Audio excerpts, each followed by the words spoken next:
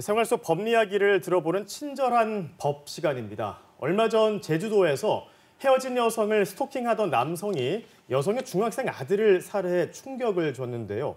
스토킹은 피해자의 고통이 상당한데도 범죄로 이어지지 않으면 처벌이 어려운 경우가 많다고 합니다.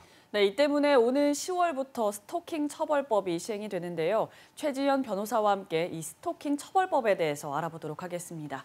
변호사님 어서 오세요. 안녕하세요. 네, 어서 오십시오. 우선 어떤 행위를 이 스토킹 범죄라고 하는지부터 좀 알아보겠습니다. 스토킹으로 판단하는 기준 지금 어떻게 되어 있습니까?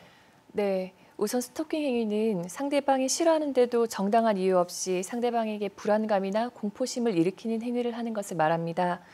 싫다고 하는데도 막아서거나 따라다니고 또 주변에서 기다리고 지켜보는 것도 모두 스토킹 행위입니다. 그리고 계속해서 전화를 한다든가 아니면 문자나 SNS로 메시지나 영상을 보내는 것, 그리고 또 물건을 보내거나 훼손하는 것도 모두 스토킹 행위에 포함됩니다. 다만 이러한 스토킹 행위가 범죄에 해당되기 위해서는 이러한 행위가 지속적으로 반복되는 경우여야 합니다. 네, 이 스토킹 범죄가 해마다 증가하고 있는데 신고율은 여전히 낮습니다. 처벌이 너무 약하기 때문 아니냐 이런 의견도 있는데 어떤가요? 네, 누가 따라다니거나 지켜보거나 계속 전화를 한다. 이런 경우에 경찰에 신고를 해도 예전에는 도와줄 수 없다는 게 대부분이었습니다. 네. 그리고 처벌이 되더라도 경범죄처벌법 위반으로 10만 원 이하의 벌금만 냈습니다. 폭행이나 주거침입 같은 범죄로 이어진다고 하더라도 살인 같은 중범죄가 아니면 가벼운 벌금형에 그쳤고요. 그래서 실제로 어떤 분께서는 증거를 모아서 상대방을 고소해서 또 처벌받도록 했는데 스토커가 벌금을 내고 또 같은 행위를 반복한 겁니다. 당사자분께서는 또다시 그 스토커를 처벌받게 하려고 증거를 또 모아야 했는데 결국 근본적인 해결은 안 됐던 겁니다. 이런 문제를 해결하기 위해서 10월부터 스토킹 처벌법이 시행이 되는 건데요. 어떤 법인지 설명을 해주시죠. 네, 스토킹 범죄는 제주도 중학생 사건이라든가 노원구 세모녀 사건처럼 처음에는 스토킹에서부터 시작해서 상해나 살인처럼 강력 범죄로 이어지는 경우가 많습니다. 2017년에서 2019년까지 발생한 배우자 연인 살해 사건이 총 366건이었는데 그중 3분의 1에 해당하는 134건에서 스토킹이 있었습니다. 이러한 심각성을 인식하고 결국 법이 만들어졌는데요. 정확한 명칭은 스토킹 범죄의 처벌 등에 관한 법률이라고 합니다. 스토킹이 범죄라는 점에 대해서 명확히 규정하고 범죄 발생 초기 단계에서부터 피해자를 보호하고 또 스토킹이 더욱 심각한 범죄로 이어지는 것을 방지하기 위해서 강한 처벌을 하도록 규정하고 있습니다. 네, 이 법이 정말 스토킹 범죄를 제대로 처벌할 수 있을지 궁금합니다. 처벌 수위는 어떻게 되나요? 네, 스토킹 범죄만 저지르더라도 3년 이하의 징역이나 3천만 원 이하의 벌금에 처할 수 있습니다. 그리고 이 경우에 흉기나 위험한 물건을 휴대하거나 이용하는 경우에는 가중처벌로 5년 이하의 징역 또는 5천만 원 이하의 벌금을 받을 수도 있습니다.